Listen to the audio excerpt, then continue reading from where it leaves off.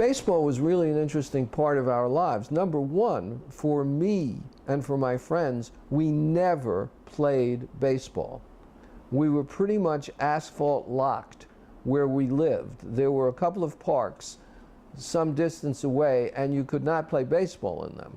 There were some baseball diamonds further north from where we lived, and maybe once in my life I went over and played in a baseball game there, a pickup sandlot baseball game. But following baseball was something else, and we were all deeply into baseball. And a really interesting thing about that is you went to a baseball game as though you'd go to the movies. I remember many occasions my sister and cousin, both females who had boyfriends, older, all of them, would just gather me up and take me to a baseball game the way you'd go to a movies. It was like their date night. It wasn't terribly expensive, and you just did it willy-nilly. On a Friday or a Saturday, they might just say, hey, let's go to a ball game tonight, and gather me up and go. Yankee Stadium was nearby. Most of us were Yankee fans. But the Polo Grounds was only one subway stop away from Yankee Stadium. So we would go to Giants games all the time, and that's something that people who have strong fan loyalties today have difficulty understanding. We were just going to a baseball game. We knew if Stan Musial was coming in with the Cardinals and they were playing at the Polo Grounds, we would go see the game just to see him play, just to see a baseball game. And then in '47, when Jackie Robinson begins to flower as a ball player, we were all very hyper interested in that. The Dodgers had the best television coverage. They were the first to have what amounted to close-up cameras. They advertised the Zoom-R lens.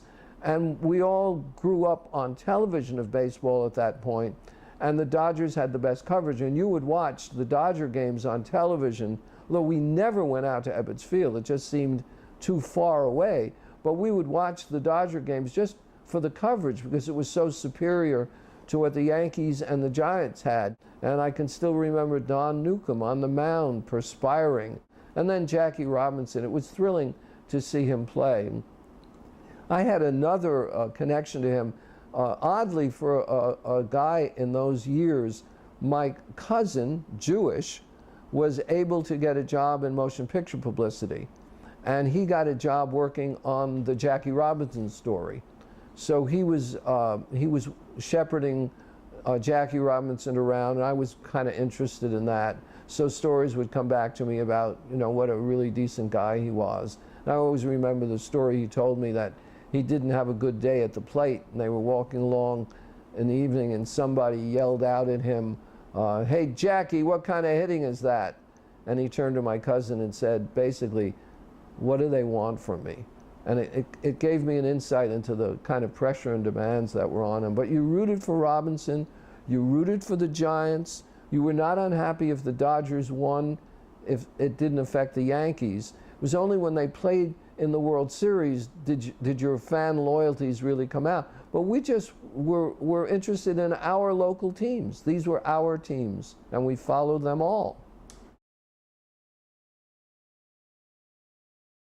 We were aware of the lack of integration in baseball largely because there were black baseball leagues in those years. And we would see ads, and I seem to recall that some of the games might have been played in Yankee Stadium in those years. So we were very much aware of black baseball leagues and barnstorming, and we would hear about it. So we knew about players like Satchel Paige, didn't know about Robinson until he arrived on the scene. So we were aware of it. And then, of course, when Robinson comes into the league, it was an obvious question for a Yankee fan is, why didn't we get him? And why don't we have some people out of the Negro Leagues? And we would hear about them. There were always sports articles written about the Negro League. So we were very much aware of it and the fact that it wasn't segregated in baseball. But the lack of integration in general was also something that we were aware of from a distance, because we were essentially living in an all-white neighborhood. One day, my mother brings home from work a scuffed old baseball glove.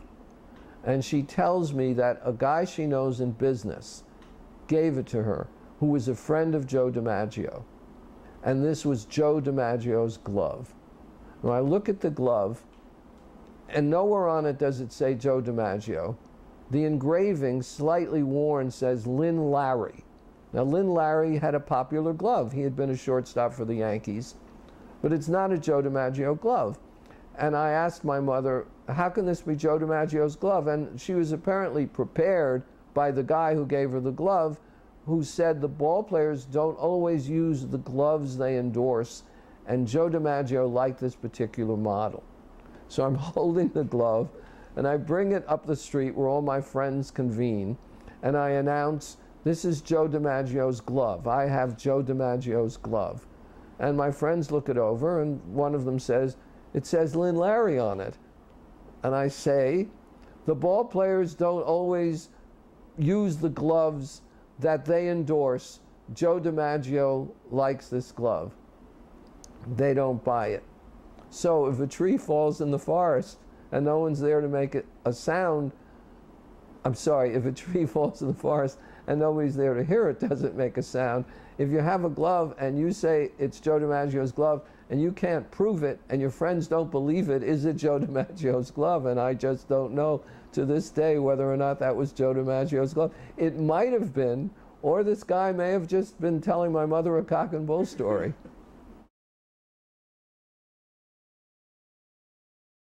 Did I have a favorite player? Well, I guess DiMaggio was the centerpiece of those years. We all remember the season he had a bone spur and he was out for part of the season. I think it was 49, and then he came back and he hit well over 300, and the Yankees had a come from behind victory over the Red Sox. DiMaggio was a wonderful player. One of the things interesting in modern terms is how seldom he struck out. He had a tremendously low number of strikeouts for the home runs he hit. People don't really measure that. When Mantle came in, Mantle was a tremendous home run hitter, but Mantle struck out a lot more than DiMaggio did. I remember a lot of things about him. He had a patented fall-away slide where he would go into second base and just pull away from the bag and just dip his toe in. It was a very graceful thing. It was almost ballet. So I remember that about DiMaggio. He was a favorite, yes.